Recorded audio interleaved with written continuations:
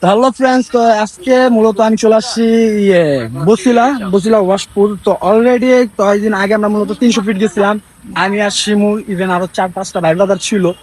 তো মাঝখানে আমরা যখন আসার সময় রানিং এর মানে টান দিতে নিছি, তো স্পোর্টের মানে লাইট পিছে টাকা দিয়ে কি শিমুলের নাই, শিমুল গায়েব হয়ে গেছে। তো একটা পর্যায়ে পরে আমরা মূলত টানাটানি করে গুলশান পার হয়ে গেছি।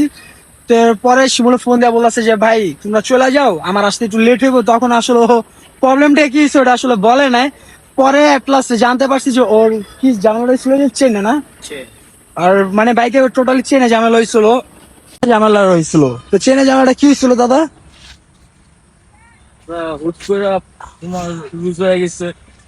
মানে চেনটা লুজ হয়ে গেছিল। হুট করে লুজ হয়ে গেছে। হুট করে মানে শব্দ ভরপুর আর কি শব্দ হইতেছিল। হ্যাঁ এই পরে ওইটার ব্যাগ বাস হয়ে গেলাম। ভাই, আমার আসলে জিক্সার সবচেয়ে কমফোর্ট একটা বাইক মনে হয়, সবচেয়ে কমফোর্ট। ইভেন এই বাইকটা আমার ফেভারিট একটা বাইক। মানে বি3 পরে যদি আমি কোনো বাইক চুজ করি তাহলে অলওয়েজ মানে এসএফ আপডেট ভার্সনটা। আর এটা তো এফআই না, এটা এফআই মডেলটা।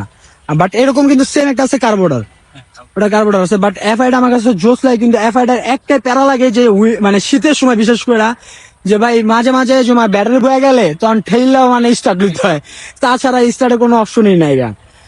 বাট যাই হোক, তো আজকে মূলত শিমুলের কাছে আমার একটার জন্য আসা যে মানে লাস্ট আমরা 300 ফিট আসার পর থেকে এরপর আমি শিমুলের সাথে এখন আমাদের দেখা সাক্ষাৎ হয় নাই।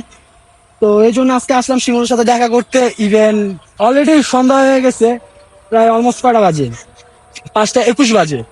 যাই হোক, তো আসলাম শিমুলের সাথে। ইভেন এখন থেকে অল শিমুলের অ্যাসেপ এন্ড আমার মোটরনের অ্যাসেপ তৈরি করার যে বাইক আমার কুইন, তো দ্যাটস এই দুইটা বাইক এখন থেকে অলস অ্যাক্টিভ থাকবে ইনশাল্লাহ। নেক্সট টাইম রেগুলার কন্টেন্ট তৈরি করা হবে।